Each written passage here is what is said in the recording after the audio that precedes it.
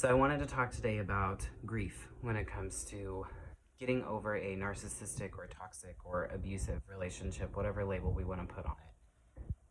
Because the grief that we go through after something like this, it's really hard to understand. I just remember after I had left, and I'm talking like several months after I had left, I just remember saying all the time that this was just a breakup. Like, why can't I get over it? Like, is everybody else right that this is just a breakup and I'm making a big deal about it, and I'm the one that is keeping myself stuck. And on the flip side of it, I was starting to kind of understand who this person really was.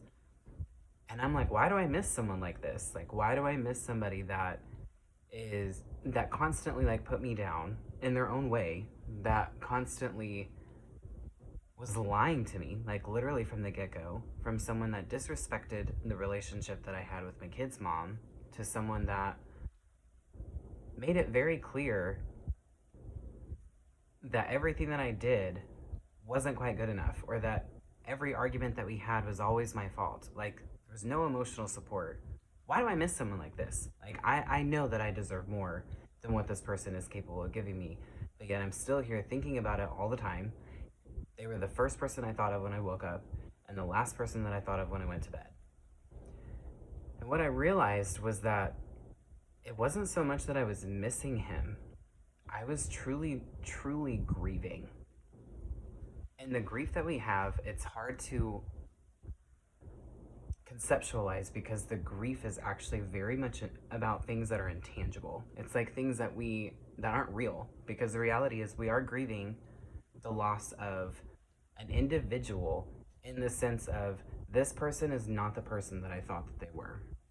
The person that I fell in love with was a facade. The person I fell in love with was fake, and it was a version of himself that was particularly and masterfully created just for me, and they never existed. So you grieve that.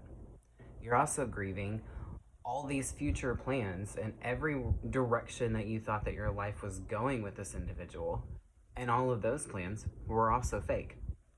So you're grieving the loss of a faked future. But you're also grieving just the loss of a relationship as a whole, and that's natural and that's normal, and there's a normal healing process that goes with that. There's also part of us that's probably just misses having a companion, and again, there's nothing wrong with that either.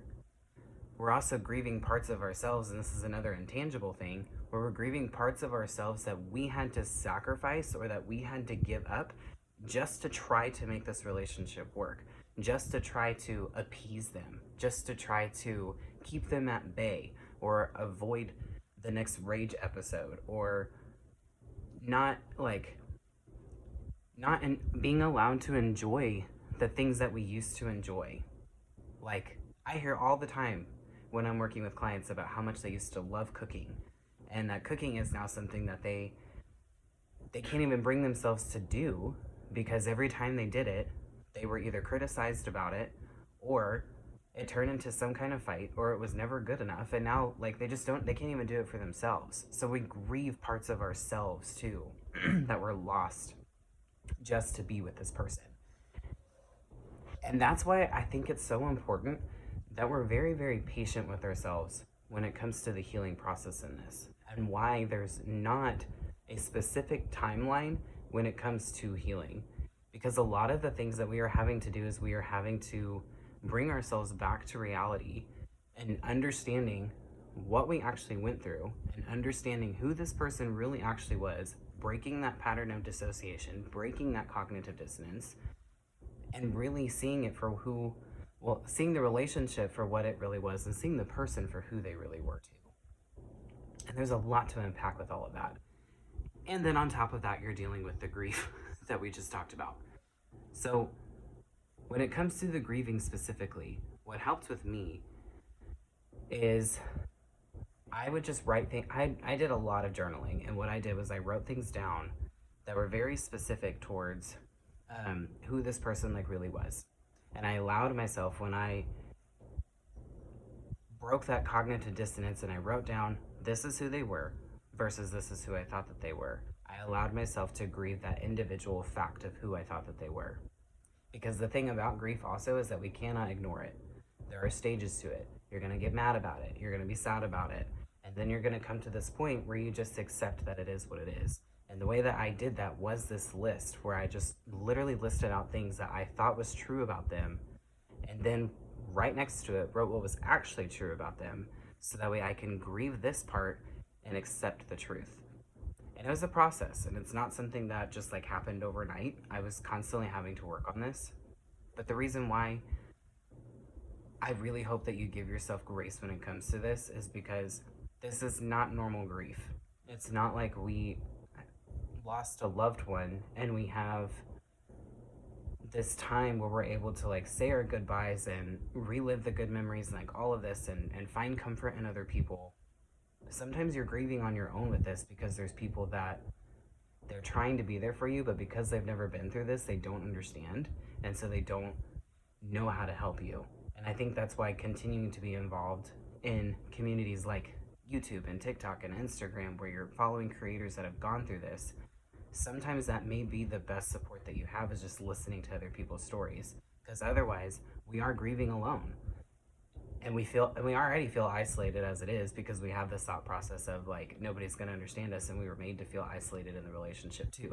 So it's literally so all encompassing.